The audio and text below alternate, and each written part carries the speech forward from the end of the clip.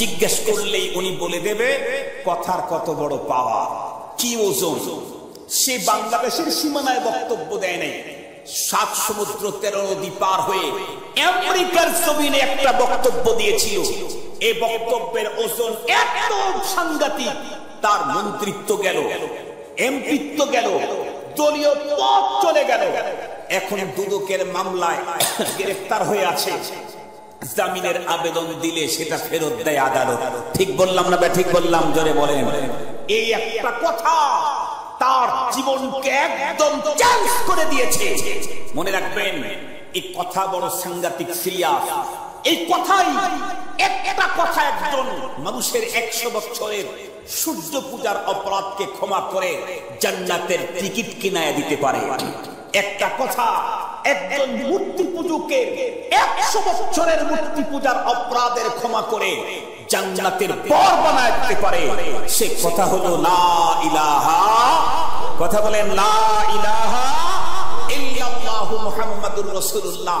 এই কথাই তাকে জান্নাতের বর বানাবে। আবার মুখের একটা কথা 80 বছরের সব ইবাদতকে ভিনিশ ভিনিশ করে ঈমানকে নষ্ট করে জাহান্নামে আসামি বানায় দিতে পারে। এই কথা, এই জন্য কথা বলার আগে আমাকে ভাবতে হবে, বিশেষ করে আমার কথার দ্বারায় যেন কেউ কষ্ট না পায়। এই জন্য মা বোনদেরকে ডেকে বলবো, মা তুমি কখনোই তোমার শ্বশুর আর শাশুড়িকে কথা দিয়ে কষ্ট দিও না, তোমার স্বামীকে কষ্ট দিও না। কারণ আজকে যদি তোমার স্বামী কোনো কারণবশত তোমার কথার দ্বারা আক্রান্ত হয়, তোমাকে জুদা করতে না পারে, মনে রাখবে আল্লাহর আদালতে আল্লাহ পাক রব্বুল আমিন ইনসাফের ফয়সালা যখন করবেন, তখন তোমার ঠিকানা হবে জাহান্নামের ভিতরে ভয়াবহ অবস্থা। বিশ্বনবীকে জিজ্ঞাসা করলেন ফাতেমা রাদিয়াল্লাহু আনহা, আব্বা জান, এরপরে আপনি আর নারীদেরকে কেমন কেমন দেখলেন? শুধুমাত্র আর একটা কথা বলে শেষ করে দেব। বিশ্বনবী তো বলেছেন আমি 6 প্রকারে আযাব দেখেছি জাহান্নামের ভিতরে। আমি আর একটা কথা বলে শেষ করে দেব। নবীজি বলেন, মাগো, আর এক জায়গার ভিতরে দেখলাম অনেকগুলি নারীদেরকে আজ আল্লাহ পাক আযাব দিচ্ছেন। তাদের আযাবের সিস্টেম হলো তাদের স্তনের ভিতরে বর্ষি লাগাইয়া তামাম বডিটাকে, বন্ধুরা, আমার স্তনের উপরে ঝুলন্ত অবস্থায় রেখে দিয়েছেন। আর জাহান্নামের আগুন চতুর্দিক থেকে, ডান দিক বাম দিকে নিচের থেকে এমন ভাবে পোড়াচ্ছে, চিৎকার আকাশ বাতাস যেন ভারী হয়ে যাচ্ছে। মাথার মগজগুলি টকবক টকবক করতে আছে। ওই মুহূর্তে কোরআনে পাকে অন্য জায়গার ভিতরে আছে, ওরা মৃত্যুকে আহ্বান করবে, কিন্তু সেই দিন মরার কোনো সুযোগ নাই। মানুষ দুনিয়াতে বাঁচতে চায় কিন্তু বাঁচার কোনো সুযোগ নাই। পরকালে যখন জাহান্নামের আগুনের ভিতরে দেওয়া হবে, তখন মরতে চাইবে, সেদিন মরারও কোনো সুযোগ নাই। মুসলমান খুব ভালো করে বুঝবেন, নারীরা খুব ভালো করে বুঝবেন। এই কথা শোনার পর ফাতিমা রাদিয়াল্লাহু তাআলা আনহা ডেকে বললেন, আব্বা জান, এই নারীদেরকে কবরের আকাশী জাহান্নামের ভিতরে এই ভয়াবহ অবস্থাতে শাস্তি দেওয়া হচ্ছে কোন অপরাধের কারণে? বিশ্বনবী তখন উত্তর করলেন, মা, এই সমস্ত নারী হলো ওই সমস্ত নারীরা যাদের অপরাধের ভিতরে একটা বড় অপরাধ ছিল, স্বামী থাকতে তারা এনজয় করার জন্য ভিন্ন পুরুষের সঙ্গে সম্পর্ক রেখেছে। আপনারা বলুন তো দেখি, বর্তমান আমাদের সমাজে এই রোগটা কমতেছে না বাড়তেছে? একটু জোরে বলেন, জোরে বলেন। এই রোগ দিন যত যাচ্ছে চূড়ান্ত ভয়াবহ মহামারী আকার নিচ্ছে। আপনারা শুনলে অবাক হয়ে যাবেন।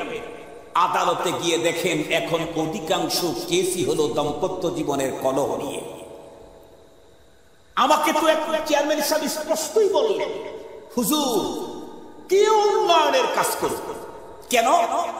এই মোবাইল ফোনের জ্বালায় আর এর গজবে পুরা সমাজ আজকে শেষ। প্রতিদিন সকাল 10টা থেকে শুরু করে রাত্রি 2টা পর্যন্ত মোবাইলের বিচার করতেই সময়। উন্নয়নের ফিকির করব কখন?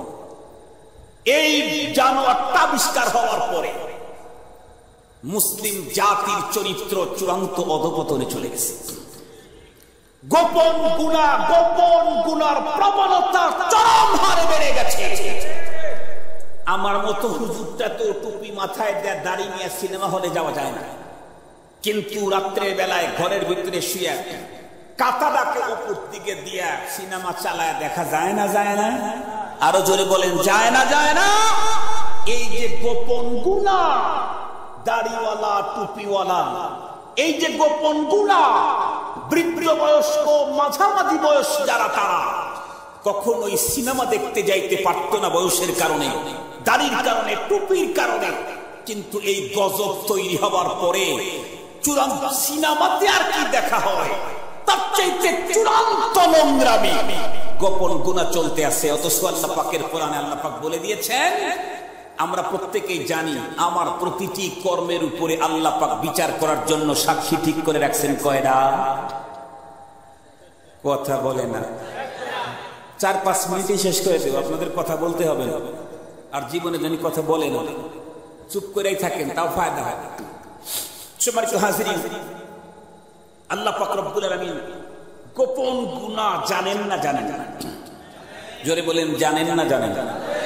সবার সামনে করলে আল্লাহ দেখেন, আর কম্বল মোড়ে দিয়া দেখলে আল্লাহ দেখবে না? জানবেন না? বিচার কে করবেন? গ্রামের মানুষ তো বিচার করবে না। তো যিনি বিচার করবেন তাকে দেখে অপরাধ করার চাইতে বোকামি আর কি হইল? যিনি বিচার করবেন তাকে দেখে অপরাধ করলাম, এর চাইতে বড় বোকামি আর কি হয়? মুসলমান ভাইরা রে, আমার কথাগুলা দিল দিয়ে বুঝবেন। এই মোবাইলের কারণে বন্ধুরা আমার, এই তো কয়েকদিন পূর্বে সম্ভবত পেপারের ভিতরে দেখলাম একজন পুরুষ করছে কি বন্ধুরা আমার, সে তার স্ত্রীর গোপন সম্পর্কটা ধরার জন্য নিজে বোরকা পরে এক স্কুলের ভিতরে ঢুকে গেছে, কলেজের ভিতরে ঢুকে গেছে। পরবর্তীতে বন্ধুরা আমার, সেইখানকার লোকেরা যখন তাকে ধরে ফেলছে, দেখতেছে কি বোরকার ভিতরে পুরুষ মানুষ। পরে ওই ছেলেটি বলছে, আমার স্ত্রী সে অমুক পরীক্ষা দিতে এসেছে, সে পরকিয়া করে, আমি সন্দেহভাজন তার প্রতি, তার মুহাব্বত আর ভালোবাসার বিষয়টা আমি চুপ করে দেখার জন্য এ কাণ্ড করেছি। শুধুমাত্র তাই নাই বন্ধুরা আমার, ঘরে ঘরে চূড়ান্ত অশান্তি। স্বামী সন্দেহ করতেছে স্ত্রী সন্দেহ করে স্বামীর উপরে। স্ত্রীর বন্ধুরা আমার, স্বামীর ফ্রেন্ডশিপের ভিতরে 44টা আছে সিরিয়ালে, স্ত্রীর ফ্রেন্ডশিপের ভিতরে 46টা আছে না নাই? এও যেমন সেও তেমন।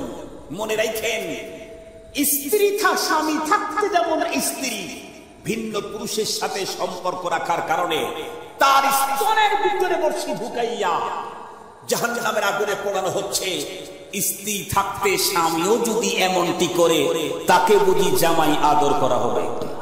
কথা বলেন না কেন? তার জন্য বুঝি জান্নাতুল ফেরদাউসের বাজেট হবে? কোশ্চিন কালেও না, কোশ্চিন কালেও না।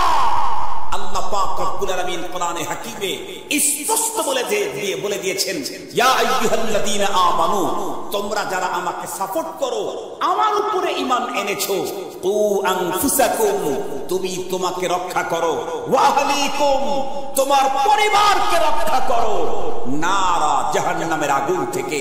সম্মানিত হাজিরিন, এইজন্য মা বোনদেরকে বলতে চাই, পুরুষদেরকেও বলতে চাই, জীবন আল্লাহর দেওয়া আমানত, যৌবন আল্লাহর দেওয়া আমানত। এই জীবনের সৌন্দর্য চিরদিন থাকে না, যৌবনের পাওয়ারও চিরদিন থাকে না। একটা সময় এসেছে, আমি যদি নিয়ন্ত্রণ করতে পারি, যৌবনের সৌন্দর্যটাকে যদি হেফাজত করতে পারি, জীবনের সৌন্দর্যটাকে যদি রক্ষা করতে পারি, যৌবনটাকেও যদি কন্ট্রোল করতে পারি, আমার রাসূল তো আমাকে বলে দিয়েছেন, তোমাকে জান্নাতে নেওয়ার জিম্মাদার মুহাম্মদুর রাসূলুল্লাহ সাল্লাল্লাহু আলাইহি ওয়াসাল্লাম। এজন্য আসুন আমরা আমাকে এবং আমাদের পরিবারকে জাহান্নামের আগুন থেকে রক্ষা করি। আল্লাহ পাক আমাদেরকে তৌফিক দান করুন, জোরে বলেন আমিন। বিশ্বনবী তার মেয়েকে ডেকে বলেছেন, ইয়া ফাতিমা আনকিদি নাফসাকে মিনান নার, ও মা ফাতিমা। নবীজির তো মাই হন, নবীজির কি হন? মা হন। নবীজি বলেছেন তার মেয়েকে, মা ফাতিমা, তুমি তোমাকে জাহান্নামের আগুন থেকে বাঁচাও, তুমি তোমাকে জাহান্নামের আগুন থেকে বাঁচাও। আজকের এই মজলিসে আমি আপনাদেরকে আহ্বান জানাচ্ছি, আমরা প্রত্যেকে আল্লাহ পাকের জাহান্নামের আগুন থেকে বাঁচার জন্য চেষ্টা করব, পরিবারকে রক্ষা করার জন্য চেষ্টা করব। আলহামদুলিল্লাহ সুম্মা আলহামদুলিল্লাহ, আমি অত্যন্ত আনন্দিত এবং পুলকিত। মুন্সি লুৎফর রহমান তাহসিরুল কোরআন শিক্ষালয়ে এখানে বয়স্কদেরকে কোরআনে পাকের শিক্ষা দেওয়ার একটা সিস্টেম আছে, তাই না? ওনারা প্ল্যান নিয়েছেন বয়স্ক মেয়েরাও যাতে কোরআনে পাকের তিলাওয়াত শিখতে